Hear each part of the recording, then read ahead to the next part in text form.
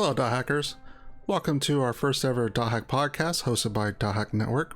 I hope to do these once a month, but it will be off the cuff. There is no scripted plan or anything like that, or any planned topics for the rest of the year. It will mostly be based off of topics that happen month to month, the things that come up, events that happen, any news, notifications by CyberConnect 2, Bandai, or anyone else involved in the Dothack project, or stuff I find by the fans that the fans have created.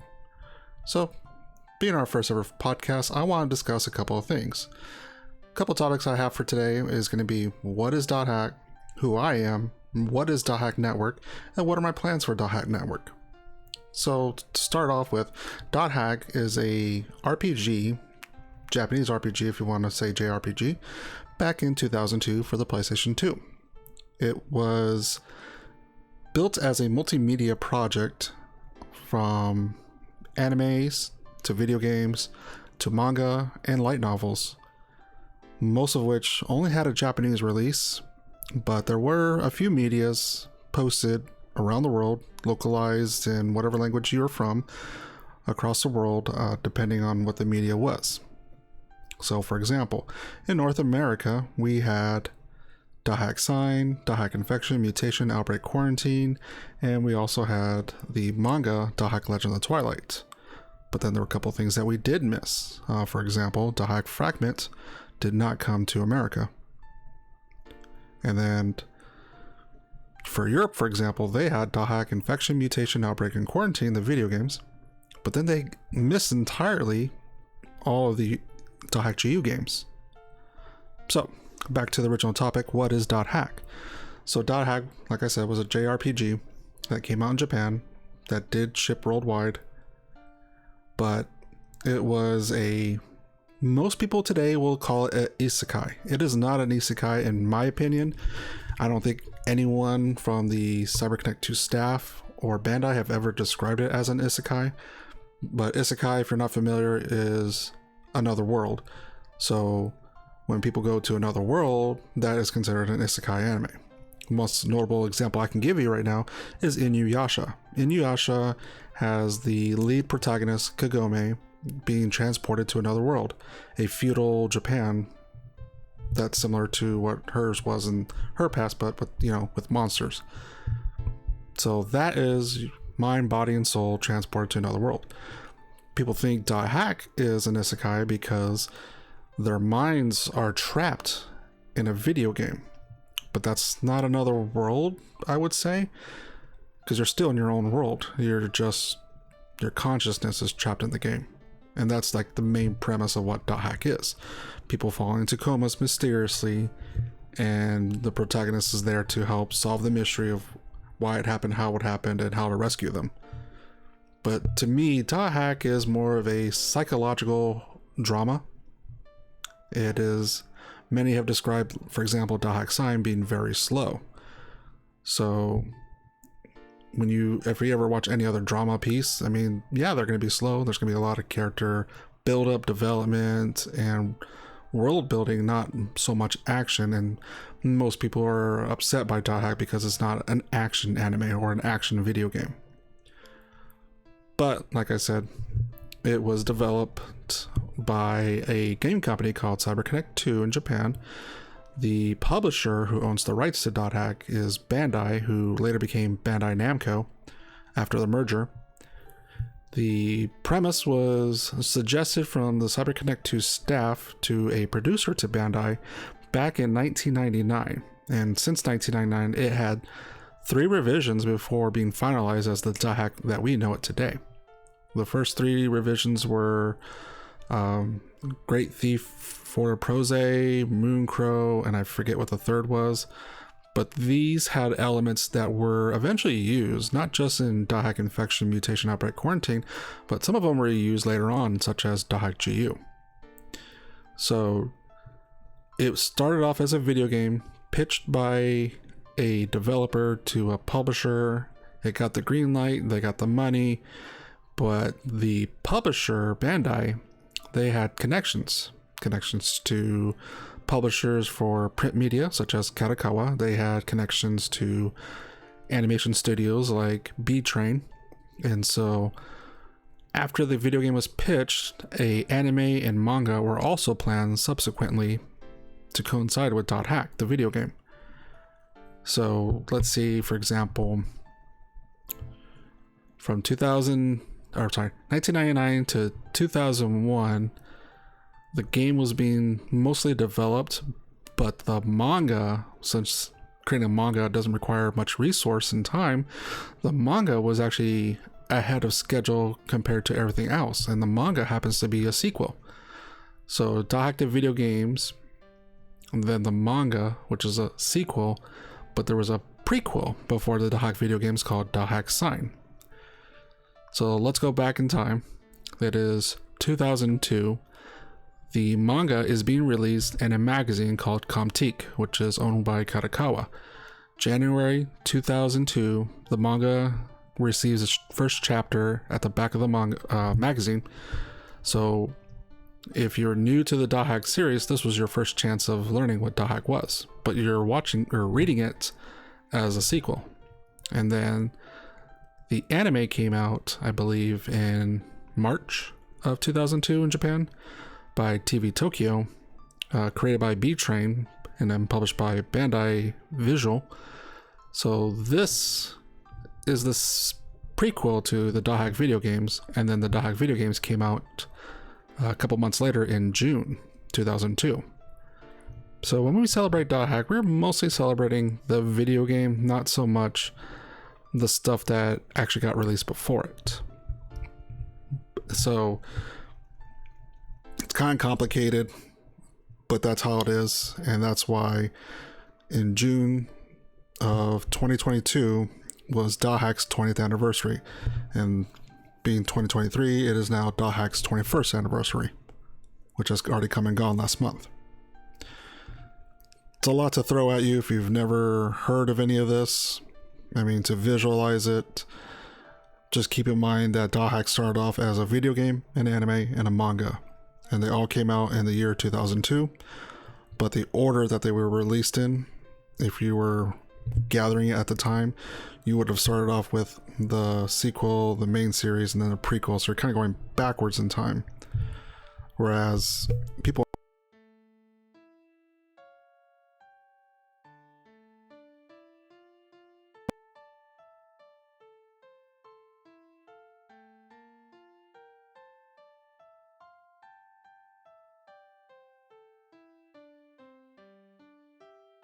games, and then the manga, which, like I said, it was being serialized in a magazine at the end of the magazine, chapter by chapter, not a whole volume. So volume 1 of the manga came out much later than the video games. So the original Japanese one came out in July of 2002. So all the chapters that the magazines were producing were wrapped up into volume 1, and then the manga had 3 volumes, so you had to get 3 volumes to fully understand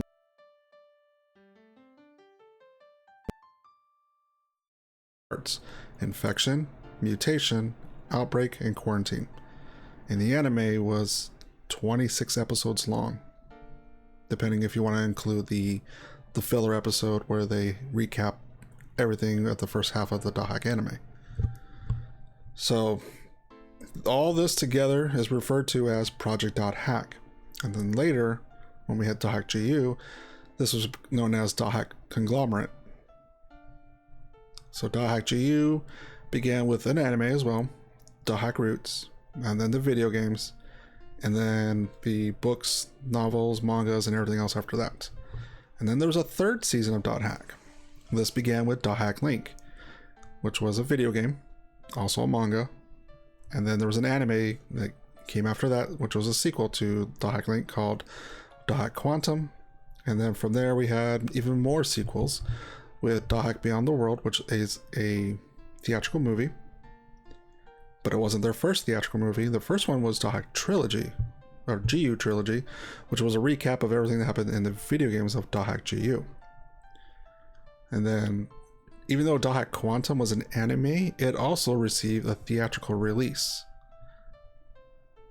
So we had, by the time of Dothack Beyond the World, this was the 3rd theatrical release, created by CyberConnect 2, B-Train, or no,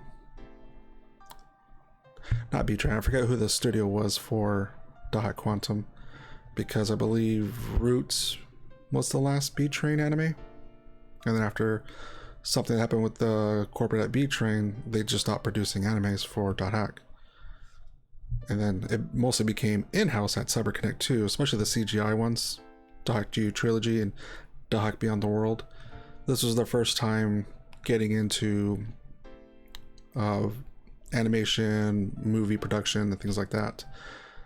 CyberConnect 2's experience before Dothack in 2002 on the PlayStation 2, they did 2 other games on the PlayStation 1, starting with Tail Concerto, which was a RPG, I suppose. It was based off of anthropomorphic dogs and cats, and it was a dog named Waffle, who was a police officer who rode a mech to stop cats and other bad guys, and a main evil protagonist antagonist at the end. So they started with that game. Their second game was Silent Bomber, which was an action game, and then Dothack was the third game that they ever created. But that's pretty much Dothack in a nutshell. If you're new to Dothack, that's quite a bit of multimedia to go through. Just know that from 2002 to today, you're looking at 21 years of multimedia to shuffle through. But it all began in 1999 when they started writing, developing, and producing all 3 of those at once. Now, one thing I forgot to mention is the pedigree of Dothack. We had a lot of big people involved. For example, the character designer for Neon Genesis Evangelion was used for Dothack. Yoshiyuki Sadamoto, he designed the characters for Dothack originally, and also the GU characters as well. You can find his artworks in his books. I forget what the name of the book was, but anywho, Carmine, Carmine, you could find the Dothack artworks that Yoshiyuki designed in his books. So if you want to see those, check that out. But otherwise, if you look at Ray from Neon Genesis Evangelion and look at Elk from Dothack Infection, you can see the similarities in the character designs there. And then we had the writer for Ghost in the Shell, not Ghost in the Shell standalone complex, that came way later, but the original Ghost in the Shell, the writer for that was used for the video games. And then we also had for the anime Yuki Kajira, who was used for, prior to Dothack, she did Noir. If you ever watched that anime, it had some pretty good music. But Yuki Kajira is more of a folk type of musician. So if you ever listen to any of the Dothacks, you'll hear a lot of interesting instruments and methods used for her music. It's pretty awesome. And she continued to do more after the fact. For example, I believe she's involved in every Sword Art Online music as well. So maybe take a look at the transition between noir anime and the Dothack Sign anime. I myself find a lot of similarities between the 2 series in the music. But and then we had Rei Izumi used for the manga artist. And a lot of those character designs, I don't remember prior to Legend of Twilight, but some of the designs can be a little bit familiar from other series. But otherwise, like I said, they had a pretty ace team involved in developing Dothack. So it was quite amazing to see all these people come together to create the Dothack series as we knew back in the early 2000s. So that covers what is Dothack. It is a Japanese RPG that has had many entries in their timeline of the series and also on various different formats for you to enjoy. And I thought that was quite awesome especially for the end user. For example, not everyone can afford a $50, $60, $70 video game, but being able to watch the anime on your television, without spending any of your money, unless you were the parent providing for the cable, that was pretty awesome. So, for us in North America, we got ours in February 2003, and a lot of people I know who got into Dothack started with the anime. But then, if you want to take something home back in those times, you had the manga, which in North America, the manga was $9.99, and it was only 3 volumes. So like $30 compared to spending $60 4 times. Some people could only afford that, even if that. So I like the fact that Dothack branched out and not make it closed, that in order to enjoy the series, you have to only go here. They gave you a variety of options to enjoy the series. But anyway, so I got it, like I just said, I got involved with Dothack with the anime, and then the manga, and then the video game. But that's how I actually got into the series. But it wasn't the first time I've heard of the series. My first time I ever saw Dothack was actually prior to the release in North America through a website called rpgfan.com. They have a preview section. And every once in a while, I would just pop up on there and see, hey, what's coming up soon that might hopefully be localized here in North America. And RPG Fan, they would have screenshots, they would have character design, artwork, wallpapers, and all kinds of things. This is before video, so you really had to take everything at face value just through the pictures you saw. But that's how I got involved in Dothack, was when I saw Yoshiyuki's character design artworks posted over on rpgfan.com, and then eventually I would learn about CyberConnect 2's website, over I believe it was cyberconnect2.jp back then. Right now it's cc2.co.jp or something like that. But RPG Fan, I can definitely credit, was where I first learned about Dothack, and I was definitely into RPGs and JRPGs so far back as before Dothack. I was mostly into Tales of games and the Lunar games. So for those of you who don't know, Lunar was a Japanese JRPG that came to North America on the Sega CD. And ever since the first 2 games for Lunar, they had various ports and remakes after that. So next one was the Sega Saturn ports, and then there was the remake called Lunar Silver Star Story Complete for the PlayStation 2, and Lunar 2 Eternal Blue Complete for the PlayStation 1 for both of these games. So Sega CD, Sega Saturn, then PlayStation. And then ever since then, at the time, there was never really a sequel. Eventually, there was a Game Boy port called Lunar Advance, and then there was, for the DS, I think it was called Four Heroes something. And then there was one for PSP much later, after Dothack, obviously. And then for Tales of, I got my first experience with Tales back with Tales of Destiny 1. For the PlayStation 1, I went to Blockbuster one day, I saw the game, decided to try it out. I was trying all kinds of RPGs for the PlayStation 1 back in those days at the video rental store Blockbuster, and I fell in love with Tales at that time, and so I went backwards with Tales of Fantasia, which I love both the first 2 games, Fantasia and Destiny, but Fantasia at the time did not have an American translation. It was Japanese only, so I got involved with Fantasia Productions, which was a community towards translating the Super Nintendo version and patching the game and playing Tales of Fantasia through fan translations. And eventually Tales of Fantasia got, I believe it was a Game Boy port that was translated for North America audiences. But that's how I got my experience with the Tales of games, was through Destiny and Fantasia. And then from there, Tales of Destiny 2 came out, but that wasn't the real Tales of Destiny sequel. This was a different game called Tales of Eternia that when localized, they renamed it to Destiny for whatever reason.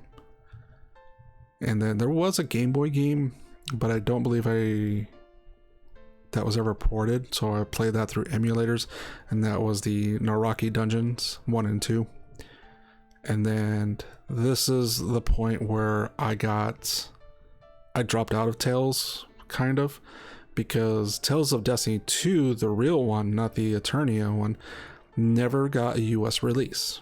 And that was very disheartening for me because I really enjoyed those video games. And then it was doubled down when Tales of Fandom Volume 1 also never got a release in North America because of whatever reasons. But then by then I gave up on Tales, so I missed out on everything after that. So Tales of Symphonia I never got into because by then I had figured Tales was done. They were stopping release outside of Japan, kind of with the predicament that Dothack has gone through several times. And many people believe, oh, Dothack's dead because nothing's been released outside of Japan. Well, I was a Tales fan, and Tales kind of dropped the ball in North America with Destiny 2, the Game Boy games, and Tales of Fandom Volume 1. And then Tales got a really big resurgence with Symphonia. A lot of people I knew back then were always talking about that game. So for those who don't know, my name is Erroneous. If you don't see me on Dothack Network posting as Dothack Network, my online name is Erroneous. So with my knowledge of JRPGs, I created my own website for Dothack. Back then it was a roleplay site. So if you don't familiar with role-playing sites, it's what's considered play-by-post.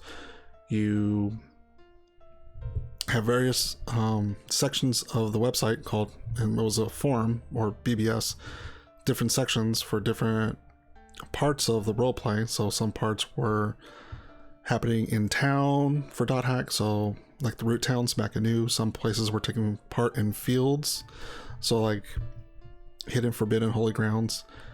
And some parts were the offline aspect, so the characters you're playing as, you would write what's going on in the real world, interactions of playing with people in the online world of the world. And the roleplay site I created back then was called The World RP. And then we shortened it to TWRP just to make it easier, because a lot of sites back then were calling themselves The World when it came to Dothack. So we kind of want to stand out. So we renamed ourselves to TWRP. And then after that, we did a hard reboot and we called ourselves Dothack Integral because it felt more in line of what Dothack was. Everything for Dothack always had to start with Dothack / and then whatever it was. At the time, I wasn't following very close with the media release in Japan, so I didn't know there was a Dothack Integral DVD. But the Dothack Integral DVD, if you don't know, is the OVAs for Dothack and also the Dothack Liminality put together in one little box. So if you never got the games and you wanted to watch the Dothack Liminality anime, this was one way you could do it, was getting Dothack Integration DVD box set, and you would have Dothack Liminality and Dothack Integral, which was the Dothack Gift and Dothack Unison, and I believe Intermezzo was also included. I'd have to double check, but anywho, I didn't know at the time, so we renamed ourselves from Dothack Integral to Dothack Integration. And then by that point, people were moving away from forums. They were going to social media. This was approaching the 2010s. So by 2010, things really started just taking a nosedive to the point where no one was visiting it. So now I had a domain called dothack.org. I had a roleplay that nobody was playing, and Dothack at that time, I didn't know, was going to be kind of in a hiatus type of period, because Dothack Link came out in 2010 and Dothack Beyond the World came out in 2012. And so between those times, I thought people weren't playing our roleplays anymore and people were more focused on social media. Maybe I should reorganize the website. And so Dothack Network was born on November 21st or 22nd of 2012. It happens to coincide, indirectly. It was not planned, but it was on the anniversary of Dothack Fragment's release date. So I turned it into a site called Dothack Network, which is everything you see that you're watching right now. So Dothack Network was built as a hub. I built it as a place for people to go to find out different parts of Dothack you wanted to be involved in. Let's say, for example, you wanted Dothack news. So there would be this hub I created, would be a link to, for example, .hackers.net and Dothack Wiki.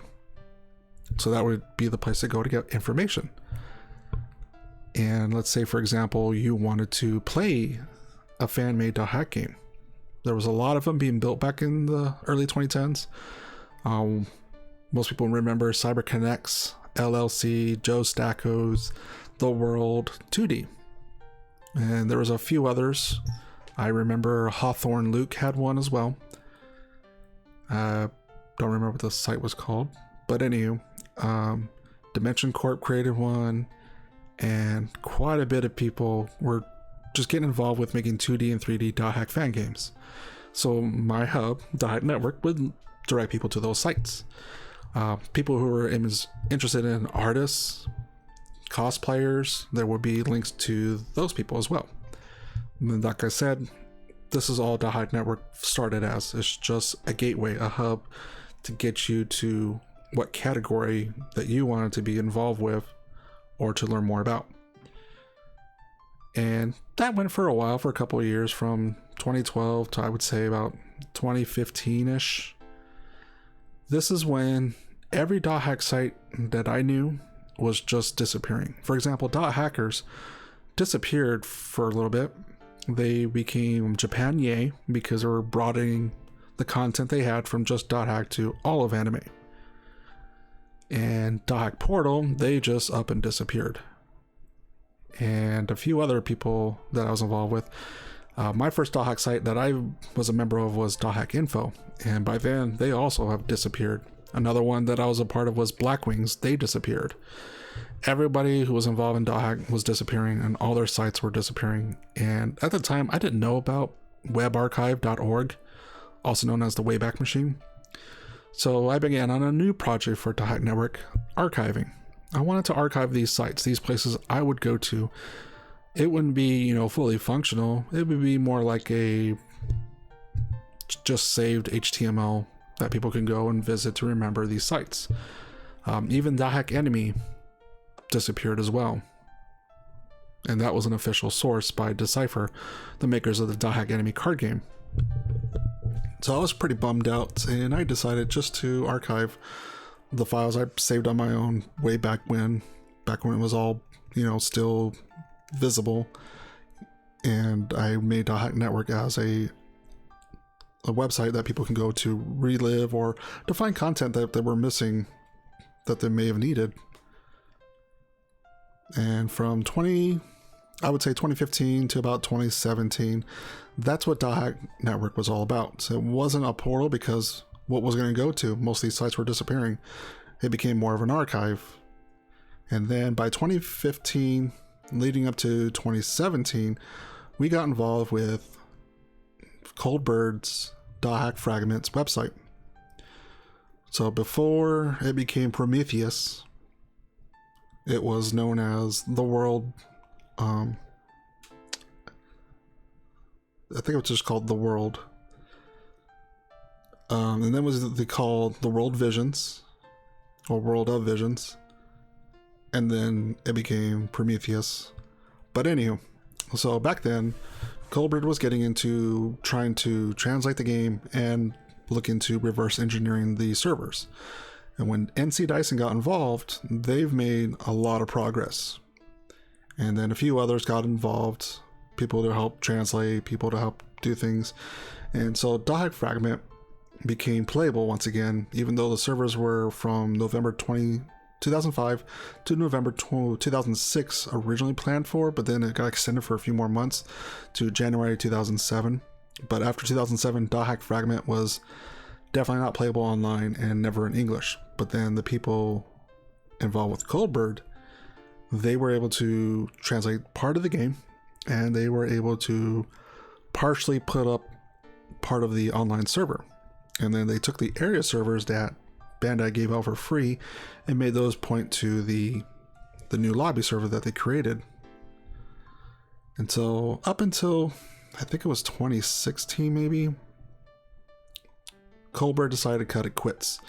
He kind of got fed up with the community, things didn't work out, and in the end they decided to shut down the server. But before they did that, the lobby server was put onto GitHub, and so somebody decided to fork that and decided to keep the server alive by its code, and then people could host the server themselves. And eventually, after 2017, a whole new group took over, and they did a lot of more progress with not only the translations but also the lobby server as well. So the translation pretty much 100% done right now, and a lot of the content online is pretty much functioning. You have emails, you have bulletin board posts, you have guild shops, you have all kinds of things, rankings. They're all working right now. Whereas back in Coldbird's time, those things were still in progress. But anyway, 2017 was the shot in the arm for Dothack, especially outside of Japan, when we had Dothack GU Last Recode announced. So that was announced early that year and then released later that year, back in November 1st, 2017. And this time, people in Europe, Australia, and other parts of the world finally got Dothack GU, because back in 2006, 7, and 8, nobody outside Japan and North America got Dothack GU, in case you didn't know that. So let's see here.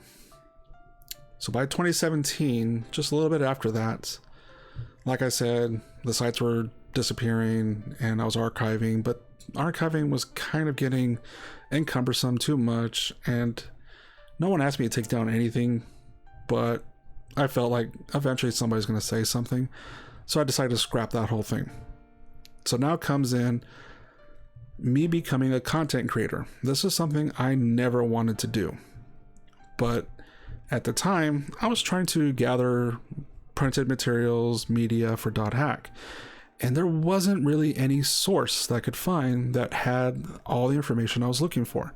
I wanted to know what books were available. I wanted to know like who published them, who created them, who was involved, how much were they, when did they get released. I wanted to know basically a catalog of Dothack media, but nothing really existed. Now, if you say Dothack Wiki, you're just going to find the name of the series. You're going to find, you know, the voice actors, the synopsis, the episode names. You're not going to find prices. You're not going to find weights, like if you wanted to ship it, because a lot of the stuff is not available in Japan. I had to get all the stuff from Japan directly, whether it was through a proxy service or whatever have you. So I needed to know the weights. I need to know the dimensions for when I wanted to ship these things to me. But I thought, well, that's kind of inconvenient. If I can't find it, then no one else can find it. And what if I took this information and made it publicly available as I'm collecting them? And that's what I did. So I became a content creator for Dothack. I started off doing Dothack merchandise. So everything I found, anything I collected, I started writing down in a book. Started writing down the year it was made, who published it, who developed it, size, weight, and all that. What parts came with the said item. For example, what were the items you got for the limited edition of Dothack GU in North America? You got the box, the Haseo figure, the game itself, and also the terminal disc. And then you had the standard edition, which was just the game. So my whole spiel with Dothack Collector was to provide all these information on all these facts. How to tell the difference between the grunties, the grunty plushes. There's the big one, the little one, and the keychain one. But then, as I'm working on this, I find more information I didn't know about. Like, for example, the grunty that came with the Japanese Legend of the Twilight anime DVD box set. Or the the green plush that was sold separately by Mavic. So now there's 5 Grunty plushes. So as I collected, I put all this information together on a website over on Dothack.org. But by then it was kind of doing all the same stuff I had beforehand. It was a hub. It was an archive. And now it's becoming a database for Dothack merchandise. So by our anniversary, which was 2022, I decided to redo Dothack Network altogether as a social media from the ground up. So I erased everything. I started rebuilding the stuff that I created. I did not include anything that anyone else created. So if anyone had published anything to Dothack.org, I'm sorry, it's gone right now. I still have a backup, so if there's something you need gathered from there, I can go get it for you. But for now, everyone has to post their own content on Dothack.org, which is the main site for Dothack Network. And so my current plans right now is to be a replacement for all social media. Many people forgot forums, message boards, BBSs. Before social media, that was how you communicate with each other. But now a lot of people have flocked to things like Reddit as the new forum replacement, or Twitter for the new art and post updates and things like that. But I want to make Dothack.org as its own thing, as its own social media, just specifically for Dothack. And I know that's a niche, but right now the uncertainty of what Twitter is going through right now in the year 2023, I mean, just this week, people are being blocked from viewing posts. You're only limited to 600 posts to view a day. And I ran into this problem yesterday and this week where I could not view anything at all. I get the data exceeded message and I've only been on for a few minutes. So with Dothack.org, I hope to be just a place for people to hang out in the uncertainty of everything that's going on. I mean, previously when it came to chatting, I used to use Skype for Dothack Network. Skype is not really used anymore. We switched over to Discord, and Discord is the place for us to chat. And before Skype, I was using IRC, which kind of looks like Discord if you think about it, just without the interactiveness.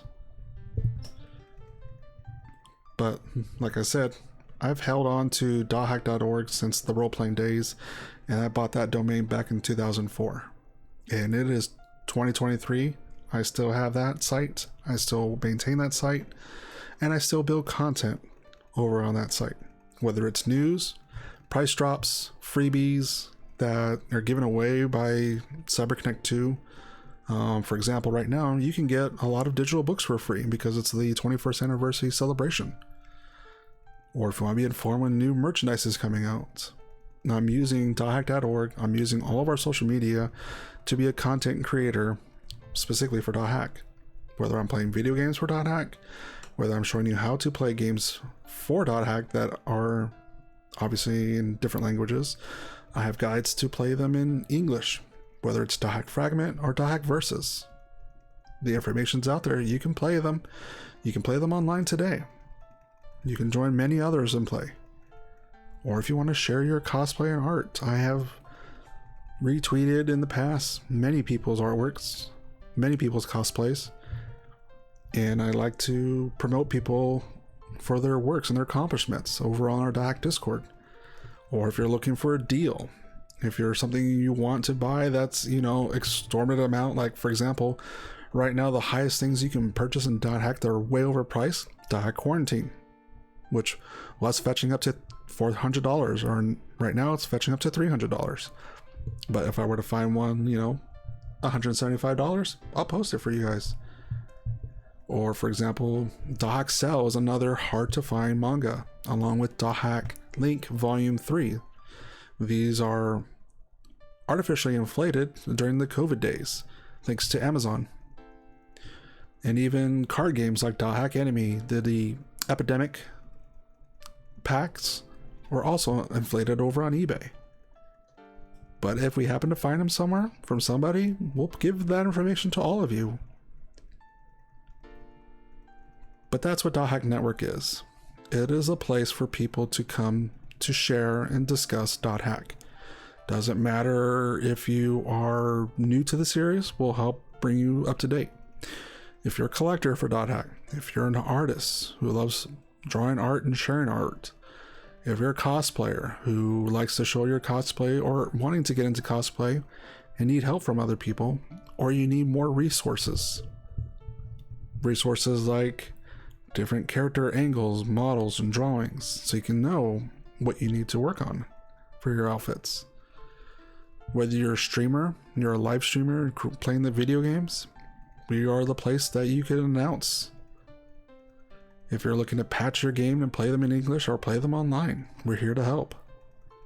Or you want to roleplay. You want to pretend you're a character from the Dothack world and you want to put yourself in a play-by-post environment with others, we have the place for that. For example, did you know there is an official Dothack tabletop game made by CyberConnect? It was published in the Japanese magazine Dothack the World Volume 2 and got an update in Volume 3. We have translations for those thanks to people like Zitho Kokori, who translated that portion of the magazine for you. Or you want to read a Dothack print that never made it to America, like Dothack Epitaph of Twilight. People have translated those. But that's what Dothack is, like I said. Dothack Network is a place for you to go to visit, to find more, and to get access to, and to share. And that's all I have for you today. This is our very first episode of the Dothack Podcast. I want to thank you for watching if you made it this far. Would we appreciate it if you were to hit the like and subscribe so you'd be notified when these videos or other videos that we create go public to you. Otherwise, I'll see you in the next episode, and thanks for watching.